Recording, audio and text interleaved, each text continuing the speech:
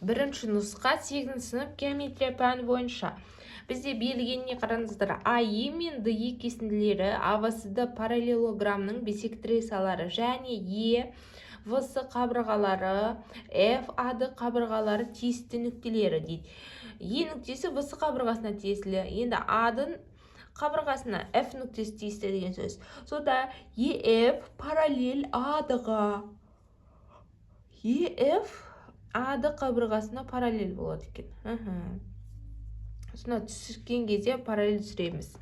Егер АВ 5 см, ЕФ 2 см болса, бірінші параллелограммның АВ қабырғасын және АВСД параллелограммның ауданын анықтаңыз дейді. Бірінші берілген жазып алдық. Сызбамыз міне, сызбамыз дайын. Міне, АД қабырғасына ЕФ бір-біріне параллель түзулер болып тұр. Бір жағынан биіктік болып тұр. Енді қараңыздар, мына жердегі ВС мен АД бір-біріне параллель. Кейін мына жердегі АЕ қиюшы болып тұр, иә. Енді мына жердегі ереже бойынша ВЕА бұрышы мен мына жердегі біздегі ЕАВ, яғни мына екі бұрыш бір-біріне тең деген сөз. Келесі екінші үшбұрыш бойынша ВАЕ және осы бұрышқа бізде ЕАД үшбұрышта бір-біріне тең деген сөз. Мынау да тең деген сөз. Мынау бойынша. Өйткені бисектриса болып тұр ғой, екінші жағынан. Бисектриса бұрыштарды қақ бөледі. Сонда біздегі мына жердегі АВЕ бізде тең бүйірлі үшбұрыш. Сондағы біздегі ВЕ-нің мәні мен мына АЕ-нің мәні де 5 см деген сөз. Келесі үшбұрыш бойынша да. Дауымызда 5 қой бізде. 5. Енді АВ мен бізде ВЕ бір-біріне тең болды. Келесі АВ мен мына екі қабырғада бір-біріне тең. Сонда бізде ол да 5 см деген сөз. Өйткені бір-біріне параллель қабырғалары. Келесі үшбұрыш бойынша қараңыздар. ВС АД-ға параллель. Енді мына жерде біз жаңа АЕ-ні қиюшы деп алдық, енді ЕД-ні қиюшы деп аламыз. Сонда еді қиюшы болған кезде де арасындағы бұрыштар бір-бірімен тең болады. Мына жердегі бізде бисектриса болып тұр еді. Сонда бұрыштарды қақ бөледі, екі бұрыштарда бір-біріне тең деген сөз. Сонда біздегі СД-мыз да, мына жердегі ЕС-мыз да бізде 5 см-ге тең деген сөз. Сонда ВС-ның ұзындығы ВЕ мен ЕС-ні қосқан кезде тең болады. Сонда 5-ке 5 қоссақ 10 см-ге тең деген сөз. Қараңыздар, екеуі де бізде тең. Енді біздегі формула бойынша, міне, ВС мен ЕС-нің қосындысы. Енді қараңыздар, бізде ВС мен АС бір-біріне параллель. Жоқ, АД, мына жерде қате жазғаным ғой. АД екеу бізде параллель. Яғни АД параллель болғандықтан параллель түзілу бір-бірімен тең болып тұр. Енді екеу де біреу. Сонда біздегі АД-ның ұзындығын анықтауымыз керек. АД-ның ұзындығы бізде 10 см-ге тең деген сөз. Келесі В ережесі бойынша бізде ауданын есептеуіміз керек. Ауданның формуласы біз есептейміз. Бұл жерде енді қабырғасымен сол қабырғаға түсірілген биіктік бойынша анықтай саламыз. Енді бізде АД-ның мәні белгілі. АД бізде 10 болды. Енді ЕФ ережеде берілген. Қараңыздар, АД ЕФ-ке параллель. Яғни ЕФ бір жағынан бізде биіктік болып түсіп тұр. ЕФ-іміз бізде биіктік болып тұр. Сонда бізде екеуін көбейтеміз. Көбейткен кезде 20 см квадрат шығады. Сонда ауданы 20 см квадратқа тең болады. Қабырғасымен соған түсірілген биіктік бойынша анықтадық ауданды. Келесі екінші есеп. Екінші есепте айтылған үшбұрыш АВ-сы үшбұрышында АВ 7 см, АСы 10 см, бұрышсы 50 градус, бұрыш В 100 градус болса, АВ-сы үшбұрышының ауданын табыңыз дейді. Берілген жазып алдық, енді ауданын анықтауымыз керек. Үшбұрыштың ішкі бұрыштарының қосындысы 180 градус, иә? 180 градус. Сонда біздегі мына жердегі А бұрышын анықтауымыз керек. В берілген, С берілген, бірақ А берілмеген. Ішкі бұрыштарының қосындысы 180 болғандықтан екеуін қосып 180-нен азайтамыз. Сонда А бұрышының градусы шығады. А бұрышының градусы бізде 30 градусқа тең. Енді барамыз да формула қоя саламыз. Бізде екі қабырғасы берілген. Сонда қойған кезде синустың 30 градустағы мәні міне екі қабырға мен арасындағы бұрыш.